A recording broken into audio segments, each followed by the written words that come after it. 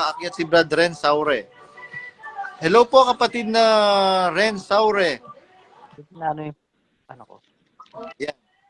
Naririnig po namin kayo loud and clear. Gandang gabi po. Gandang gabi po. Apo, kailan po kayo nabautismuhan? 1998 po. Grabe, 1998. Ilang taon po yun? 1992. 29 years? 30 years? 29, mga ganun. O yun, 29 years. Yan, mga kapatid, si Brad Rene Saure. Ren po rin. Ren Saure, edi ano pa po kayo sa Old Central? Opo, yung kasabay ko si ano, sino ba yan? Si Brad Henry Malig. Ah, yung tatay ni ni Aaron. Opo, Yung kasabay ko yun. Nabubuking tuloy yung mga... actually Aaron, ayaw ni Rason niya. Nung pagkabigay kay kay Daniel Rason, nakatira po kami nun sa Scout Delgado sa Quezon City.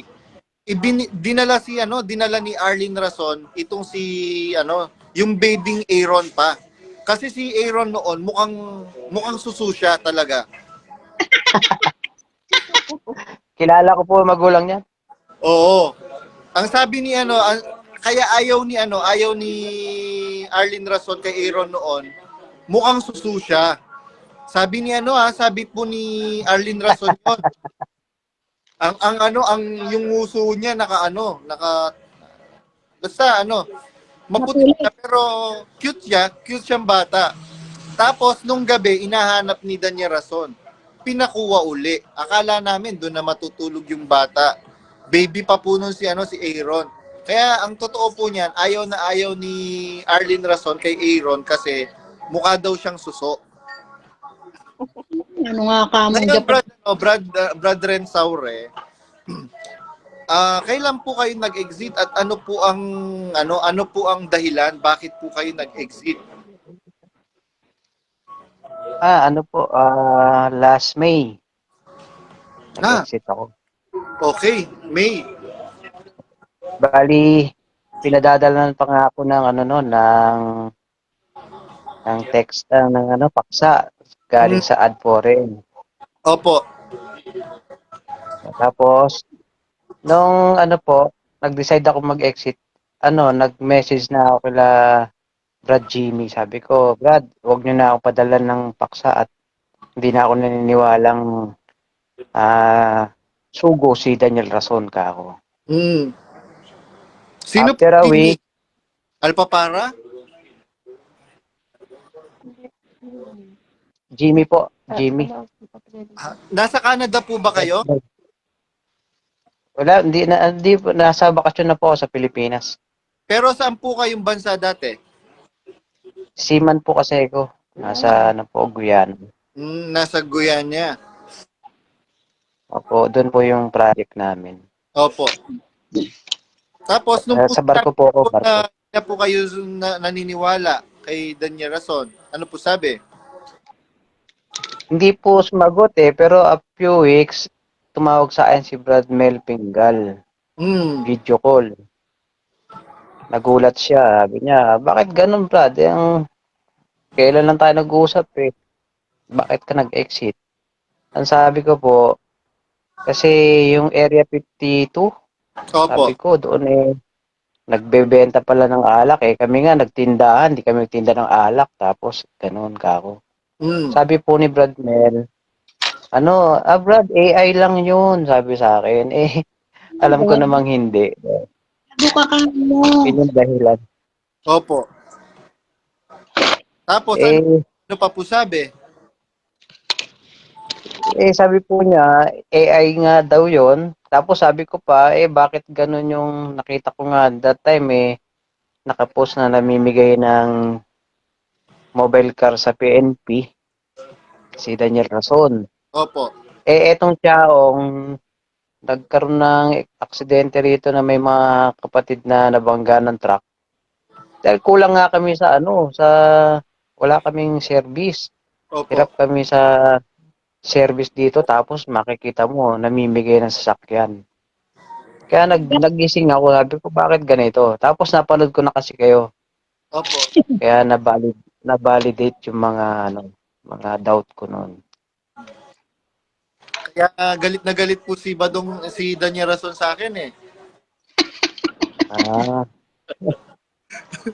sa akin, personal, naniniwala ako dati sa kanila. Opo. Kasama nga ako sa palit noon na nung niligtas namin si Brad Marcos sa Jollibee. Kasama ako sa bugbogan doon. Ah, kasama po kayo noon. Opo, kasama ako noon. Kaya naniniwala ako dati na ano sila eh. Pero ngayon, nakikita ko madami ng mali at kulto talaga. Opo. Kulto talaga. Pero nyo, pati bata, tinuturuan nila tinuturuan nila para sila ang purihin eh. Pag Opo. nakikita sila ng mga kapatid, kala mo mga Diyos eh. Opo, totoo. Mga special treatment. Tapos napansin ko, lahat na naka-Amerikana. Tapos ang mga miyembro na nanonood sa kanila, naka polo shirt lang na nakatatak kay MCGI na binili pa nila. Opo, correct. Dapat Kaya pala to? na ganun. Eh di po ba brother dati nung buhay si Bradelli kung anuhin niya, ano bang tawag dito? I-criticize niya ang El Shaddai na alang tinatakan ng El Shaddai tapos binebenta. Itong MCGI boomerang sa kanila yung kini-criticize nila sa iba't ibang religion. Biro mo lahat na lang ultimo payong nilagyan ng tatak ng MCGI, ultimong yung pamaypay tinatakan ng MCGI. Ano na sila, masyado na silang naging panatiko. Negosyo na. Mali. Pera. Opo. Di bro, naawa ako sa mga miyembro na napakaraming mahirap. Tapos Opo. makikita mo sila, pati ngipin ni Daniel Rason, nakabinir. Napansin ko yun eh. Sabi ko, bakit ganun? Di ba buo namang ngipin ito? Bakit ganun? Tapos, Siyempre, wala nagsinturon ng mamahaling sinturon, nakatakin pa. Kitang-kita mo, mamahalin yun. Sabi ko, bakit ganun? Ang daming mahihirap. hindi kanila yung pera. Totoo po Opo. yun. Merong mga kapatid, brethren, na merong kapatid sa Isabela, sinita siya nung anak niya. Nanay, bakit nagkakasakit ka palagi ngayon? Hindi mo ba naiinom yung mga gamot mo? Di ba pinapadala kita ng allowance mo para sa gamot mo? Kasi anak, maraming backlog yung lokal. Pagka hindi namin ginawa ng paraan, magkakapatong-patong yung utang ng lokal. So alimbawa pala, pagka merong backlog ang lokal ngayon, i-add yun, ipa-plus doon sa susunod na target next month, the following month. Opo, totoo yun. Kaya ang Tapos, ginawang negosyo talaga ang iglesia. opo, ito Brad Badong. Alam ko, napapansin din ng lahat ng mga miyembro dyan. Mula nang naanib ako, hanggang nung nag-exit ako, laging gipit, laging gipit, laging gipit. Lintik na yan, hindi na natapos yung kagipitan. Ilang taon na, ang dami nang naanib, miyembro. Gipit pa din. Siyempre, kung nagigipit, maraming papa.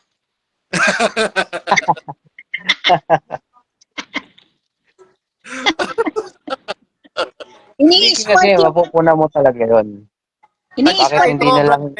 Brethren, Sis Myra, alam niyo po ba, lahat ng mga kasamahan ni Bess, binigyan niya ng bahay sa Highview.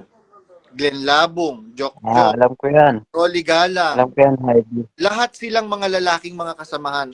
Bukod tanging yung mga kasamahan niya mga babae, kagaya ni Ate Pepot, ni Ate Flora, Ate Rina, Ate Dada, walang binigay. Bakit? Kung talagang Babae kasi. Oo, babae kasi. Kasi hindi ano 'yon, hindi kumakain ng tubol. Ayun. At saka Brad Ren, ang ganda po nung sinabi nyo kanina na naaawa kayo sa mga kapatid. Actually, Totoo kaya po yan. kami hindi tumitigil. At alam ko kasama namin kayo sa laban na ito na maiparating sa mga kapatid natin. Sabi nga nung kapatid na kausap ko kagabi, na pinupuyat ako ilang gabi na, sabi niya, alam mo Brad, ang nag-aano na lang sa akin, what keeps me holding on sa MCGI ngayon, hindi na sa aral hindi na sa mga ngaral Ang nagbabind na lang sa akin ngayon at nag-aano sa akin para humawak is yung connection na nabuo yung mga kapatid. Mahal ko kasi yung mga kapatid, sabi niya ganyan. Pero sa tingin ko, sabi niya ganyan, hindi na tama na magstay pa ako dyan. Kaya, naku, sabi ko nga doon sa kapatid, pagka nag-exit na po kayo, i-interviewin ko po kayo. Marami po kayong matutulungang mga kapatid sa buong mundo. Sabi ko doon sa kapatid na kausap ko. Kaya totoo po 'yun mga kapatid, na kaya kami naririto ngayon, at saka yung mga kapatid na nagmamalasakit po sa inyo, na biro mo, hindi ba pagmamalasakit yun na sinasabihan tayong tiktik sa demonyo, pero nandyan pa rin tayo kasi Okay minamalasakit lang yan. sila. Badong, ito pa. May isa pa ako napuna eh. Opo. Napuna ko lang ito nung nag-exit na ako. Nagbalik lahat ng Doon sa Apalit, karamihan dyan na may tindang pagkain, puro kamag-anak nila Eli Soriano at Daniel Rason. At totoo yun, nag-aaway sila. Nag-aaway sila sa pwesto. Nag-aaway sila kasi dati kong member sa COP. Kami taga-singil dyan sa mga pwesto dyan eh. Di po ba si Brad Pat yung presidente ng COP dati? Opo, kilala ko niyan. Si Brad Pat. Ay, Pat Malyari. doon, si Brad Pat. Po. Kaya sabi ko, ngayon, ang tagal-tagal ng pagkakatipon, napakahaba, ang daming intro, tapos magte-texto, lalabas si Daniel Rason, alas 9 o alas 10, sasabihin pa niya, nag-uumpisa pa lang siya, lintik na pagod na yung mga kapatid na nakaupo. Bakit nila ginagawang mahaba? Kasi nga may paninda sila. At saka po, kaya po niya ginagawang late na po siyang pinapapasok. Kasi po wala po talaga siyang maituturo. Wala talaga Siguro siyang biruin mo, nakakainis eh. mag-ibang taon na. Yung pag-ibig na itinuturo niya, yun pa rin. Yun pa din. Kahit hindi ka dumalo ng 3 taon, pagka bumalik ka, yun pa maaabutan mo. Bro, ako naanib ako sa debate. Naniwala ako sa debate. Binti ngayon wala na debate. Wala na rin Bible Expo. Ano ba yan? Meron pong debate ngayon, meron pa rin. Nagawang mabuti. Hindi po kumikibo na nga lang. Hindi na kumikibo. O pagka kumibo Laging may camera.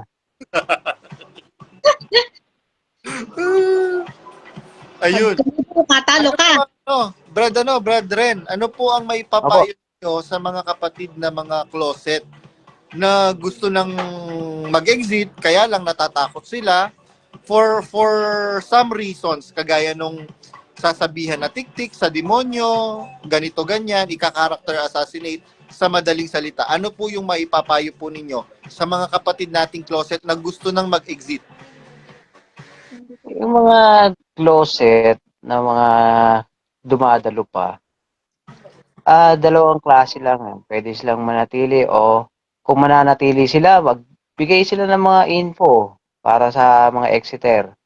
Or yung mga gusto nang mag-exit talaga, umalis na sila dyan dahil hindi sila maliligtas dyan. Manapa, samahan niya, meron silang mga kasama tayo.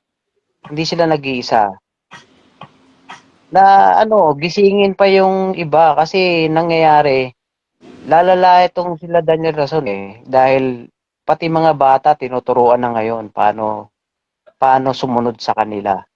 So, pag hindi natin to inawat, hindi natin to ni-reveal yung mga ganyan, eh, kawawa naman yung mga tao na niloloko. Opo. Yun lang, labas na. Marami na tayo. Huwag kayong mag-alala. Mga manloloko yan. Ang Biblia, basahin lang natin Biblia. Ayun. Ang MCGI, wala yan sa Biblia, ang MCGI. Ang meron sa Biblia, Iglesia ng Diyos. Opo. Hindi MCGI. Opo. Actually, Brad Rene, Brad Ren, ang ganda po nung sinabi nyo na yung MCGI wala sa Biblia. Ang nasa Biblia, Iglesia ng Diyos. Naki-iglesia lang ng Diyos itong si Daniel Rason eh. Opo. Itong Totoo. tapos biruin mo. Tingnan po ninyo mga kapatid ang sabi po nila, ang umanib daw po tayo sa Iglesia ng Diyos. Samantalang yung Iglesia ng Diyos na nasa Biblia mga kapatid, Brethren, Sis Myra, Opo.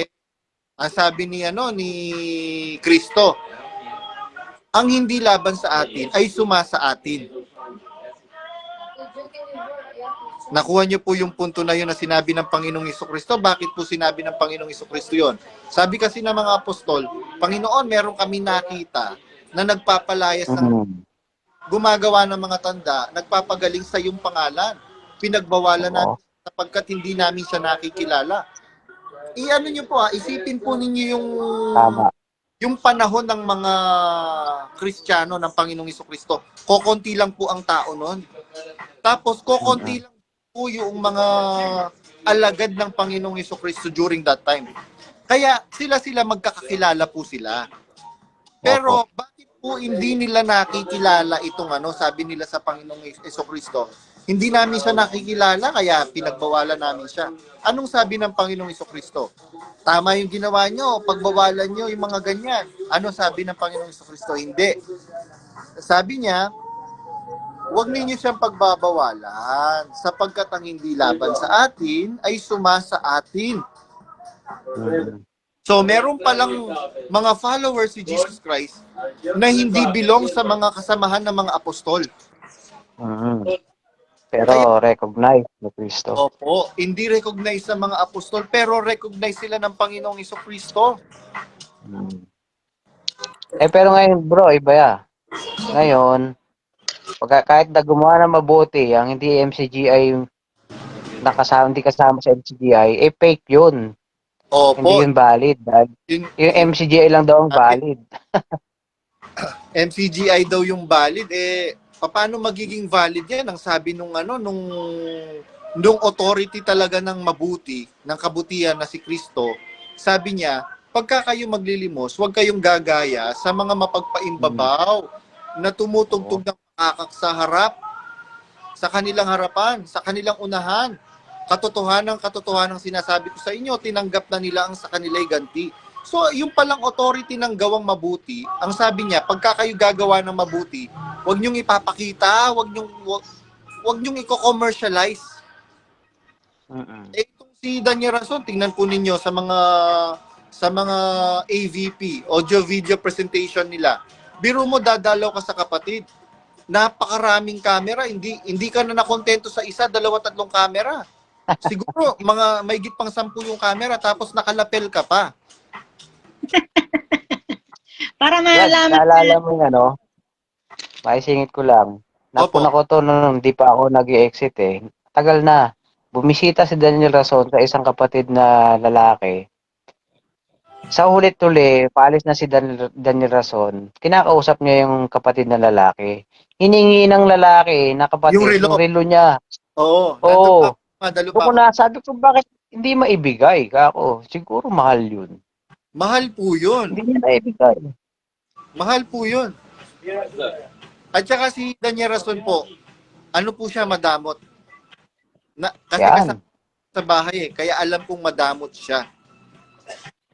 Piruin niyo po napakaraming mga gamit na inaamag na. Pagka lalabas ng bahay, uuwi ng mga kani-kanyang pamamahay yung mga kasambahay, pinapacheck po ni Daniel Rason kasi meron pong gwardya, yung mansion sa La Vista. Pinapacheck po ni Daniel Rason yung mga bag. Lalo na yung bag ni Manang kasi pinag-ano po yun pinag-ihinalaan na nagnanakaw si Manang. O kung sa daming pera nila, ganun pa siya kaigpit. Oh, pero mo, anong iinteresin mo dun sa mga bulok-bulok na sapatos? Unang-una, ang baho ng paa niya. Maawa pa ng mabahong paa. Hindi ko alam yan. Narinig ko lang yan lately sa inyo eh. Hindi ko alam.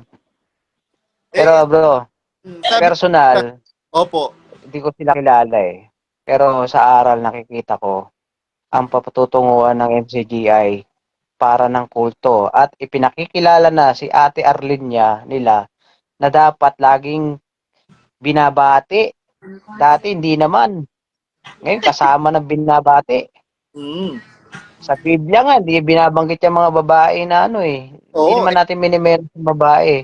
Kaya lang, bakit ngayon kailangan ng batiin yung ano niya, kasama niya. Sunod yan, pati mga anak na niya. Oo, kasama na nga po yung mga anak. Kaya lang, kawawa itong si Arlene Rason pagka namatay si Danya Rason. Bakit? Ang mamumuno po kasi sa iglesia, pag namatay si Hindi na Arlene, Soriano. si Hindi na Penpen, rason. Ay, hindi. yung pong anak doon Yung ba yung apo kapulo. ni ano? Ah, Yung apo, yung magulo pamangkin. na yan. Opo, apo ni Brother Eli. Sabi nga nung kapatid na nag-message, na nag-comment, mas masagwa yung susunod na na sugo pag namatay si Danya Rason. Ang pangit ng pangalan. Ang sugo po natin ngayon, si kapatid na Penpen. Ano yon? Penpen di Sara Pen?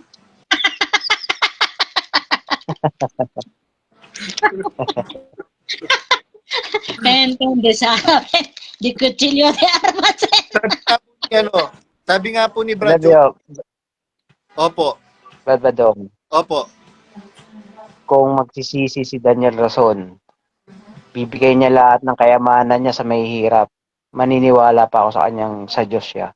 Opo. Malaki. Dahil yun sabi nun sa ano eh, binata sa Biblia, yun ang pinayo ni Kristo eh. Oo. Bigay niya yung mga kayamanan. Sumunod kay Kristo. Ewan ko kung gagawin ni Daniel Rason yan. At Hindi saka, yun. sinasabi ko na, di po ba yung sa ikalawang kronika, 7:14, kung ang aking bayan na tinatawag sa aking pangalan ay dumalangin, magpakumbaba, at hanapin ang aking muka. Prerequisite pala yung pagkalingkod ka ng Diyos, na kiniklaim mong bayan ka ng Diyos, kailangan, prerequisite, yung pagpapakumbaba. Sabi ko nga, Opo. wala na taong perpekto eh. Kung si Danya Rason ay magpapakumbaba, di balik tayo, ako mismo. Kayatin ko lahat ng Exeter, mga kapatid. Magbalik loob na po tayo dahil nagpakumbaba na po si Danya Rason. Kaya lang, kilala ko po kasi personal si Danya Rason. Mataas po ang kanyang pag-iisip. Paano mataas ang pag-iisip? Biruin mo, piyesta ng pinayagan i-prosesyon yung rebulto mo.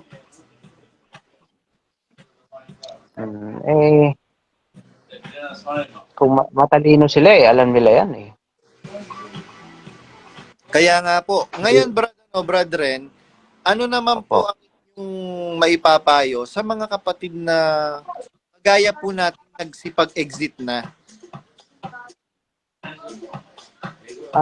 Sa mga nag-exit na, may mga mapupulot tayong aral. Sa mga nag-exit din, katulad ninyo, sila Brad CJ at saka ibang may mga programa sa internet. Ngayon, magbasa pa rin tayo. Huwag tayong agad maniniwala. Magbasa tayo. Kasi baka na mamaya may mga ibang alam yun, baka makulto na naman tayo, ika nga nila. Mag-iingat na tayo. Yun. Mag-ingat na tayo. Ang ganda nung sinabi mong advice sa mga exiters na kagaya po natin. Mag-iingat na tayo. Baka mabudol na naman tayo. Kaya nga po po nagla-live po ako. Yung umpisa ko pong sinasabi, pagbati po ng tunay na pag-ibig at ng katotohanan. Kasi merong peking pag-ibig at merong peking katotohanan. Maraming katotohanan eh. Pero lahat ba ng katotohanan na alam natin, ikaliligtas natin, ikakabuti natin? Hindi. ano yung katotohanan ikakabuti at ikaliligtas natin? Sabi ni Kristo, ako ang daan, ang katotohanan at ang buhay. So yung po palang ikaliligtas nating katotohanan, yung pong daan at ang buhay na katotohanan. Sino po yun? Si Kristo. Pag-ibig po yun, pag-ibig. Oo, biro mo, ginawang kengko yung mga kapatid. Pag-ibig, ginawang Donald yung mga kapatid. Kunwari lang yung Nakakaawa lang. Kasi, nakakaawa. Ayan, so nakakita ka na ngayon, brethren, na tawagin kang tiktik. Ayan, tiktik yan si ano. Okay lang po yun. Kasi hindi naman nila alam yung binuwis ko buhay ko dyan sa Iglesia ng Diyos, sa MCGI. Hindi nila alam yun. Kahit financial, nagbigay din ako. Kaya hindi ko, alam niyo yun, sabihin ni Danny Rason na hindi kaya ng ipagpatayo ng poste. Hindi naman yung halaga ang tinitingnan ng Diyos doon eh. Kahit na maliit lang na ibigay mo, kung sa puso mo masaya kang binigay yon, credit sa Diyos yun. Opo. Kung tawagin lang ako tik-tik, bahala sila. Wala ako pa, hindi nila ako kilala. Correct. Meron nga tayong kapatid, Brad, ano? Ewan ko lang kung pwede kong i-shout out. Ano sila, pamilya silang milyonaryo, sabi nga nila. Alam mo, Brad Badong, isang iyak lang ni Best, 3 milyon. Meron pa kaming binigay na mga property.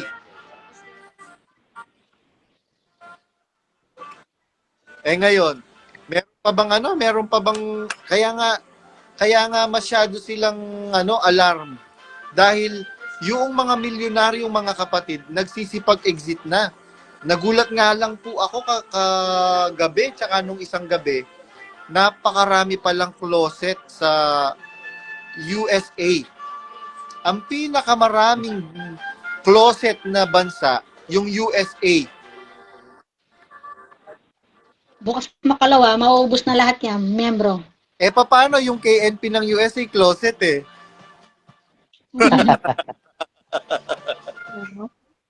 Paano kung nasabing closet si Brad Josel? Sabi ni Brad Josel, ano ba yan? Pagka ang iglesia ba iglesia ng pamilya Rason at Soriano lang? Ano, ang susunod na sugo si Penpen? Hindi papayag yan si Brad Josel na ang papalit kay Daniel Rason si Penpen. Hindi papayag yan si Brad Josel. Pepen di Sara Pen. Oo, unang-una, yung mga magulang ni Penpen, disgrasyada. Biro mo, dumidistino ka. Hindi pa naman kayo pinapayagan. Samantalang yung mga ordinaryong membro, pagka nagkaroon ng ganyang nanligaw lang, sinususpinde. Itong si Lisel Kapulong at Don Kapulong, nagkangkangan at lahat-lahat, nabuntis na lahat-lahat, hindi pa sinuspindi. Kaya lang daw siya sinuspindi dahil merong natitisod. Natisod po yung pamilya ni Don Kapulong eh. Kasi, double standard ang aral dyan. Pagka hindi nila kilala, i-impose yung yung hatol na ganun. Pero pag kilala nila, pababayaan nila yan. Opo, totoo po yan. Double standard para lang sa mayaman. Parang sa gobyerno. Para lang sa mayaman yung yung aral nila. Pagka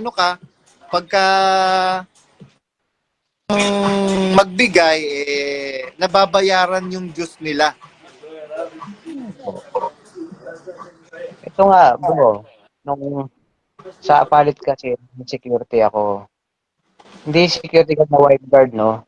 Kasama ako sa security sa Central. Nung nabalita na papasok ang mga Iglesia ni Cristo, nag-duty kami. Doon ko na-meet si Bagi. Opo. Pero lagi ko na narinig yan kay Eli Soriano pangalan Bagi. Nakita ko si Bagi may tato. Bordado. Di ba bawal sa atin? Sabi ko, paano nagkaroon ng tato itong ni Brad Eli? Nagtataka na ako noon. Pero syempre dahil naniniwala ako kay Soriano, pinalampas ko na lang yun. Kaya double standard sila. Pag sila, okay lang. Pag iba, hindi pwede. Opo. Sentod ang mga Kaya pamilya. nga po ako kaya nga po ako nagpatato na kasi alam po ni Soriano na hindi naman bawal sa bagong tipan yung tato. Kaya nga wala tayong mababasa sa bagong tipan na bawal ang tato Opo. Kaya yun, at saka yung pong tattoo ni Bage, dumami ng dumami. Meron nga nung naka-display Ah, sa Macau. talaga? Opo, dumami ng dumami. Naka-full sleeve na po siya ngayon Sabi nga, Dati sa braso lang yun eh. ngayon, pati po sa hita, alam po, pati sa hita, meron na siya. Si Joaquin Bordado. So, wala namang doon Alam naman ni Soriano kasi na walang kautusan si Kristo na bawal magpatato.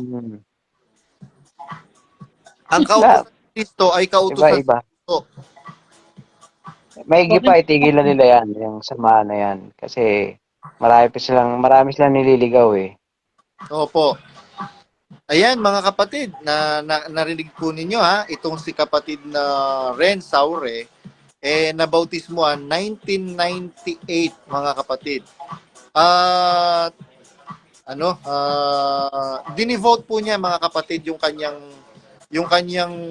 panahon, yung kanyang magagawa financially, morally, Buhay. spiritually, para dyan sa samahan po na yan, mga kapatid. Kaya, ngayon, sabi nga niya, kahit sabihin nila akong tik-tik, sabihin nila akong walang bearing. Tama po ba, brethren? Brethren? Walang bearing. Wala yun. Wala, hindi ako apektado dun. Kasi kilala ko sarili ko. Bakit ako naanib dyan? Kilala ko sarili ko. Kasi ako apektado dun. Kasi kilala ko sarili ko. Baka magkano yan. Ayun. Nakikita pala ako doon. Ayan, mga kapatid. Okay. Maraming salamat, brother. Opo, pasensya na kayo. Napahaba rin yung ko. Basta yun lang. Marami kong gustong sabihin eh. Kaya lang, sa susunod na lang.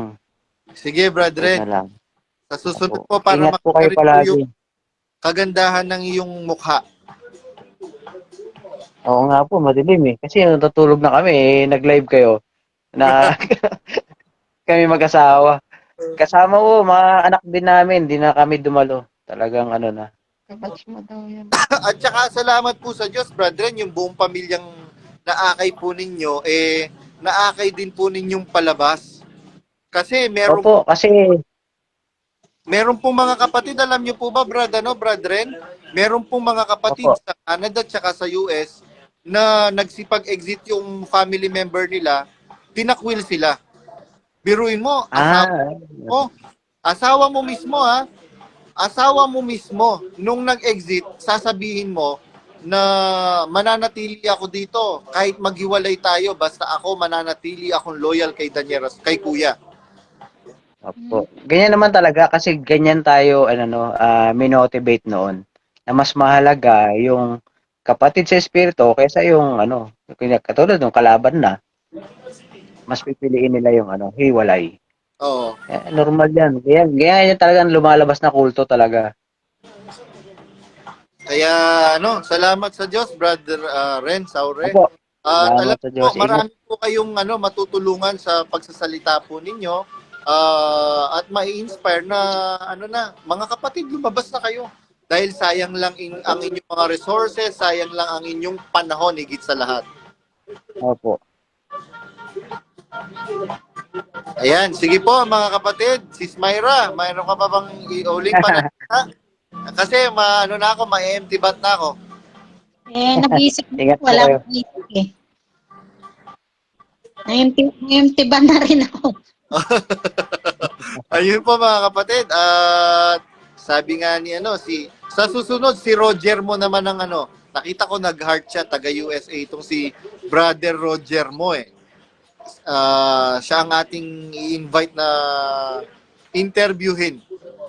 Brother Roger mo. Hindi ba Roger ko? Roger. Po, mga kapatid, Brad Ren Saure, salamat Opo. po sa Diyos at sana po ingatan po kayo palagi ng Panginoon at sampu ng inyong mga mahal sa buhay. Salamat po sa Diyos. Salamat din po sa pagkakataong ito. Ingat Yan. po kayo palagi. Opo, kayo din po, Brad Ren Saure. Bye po.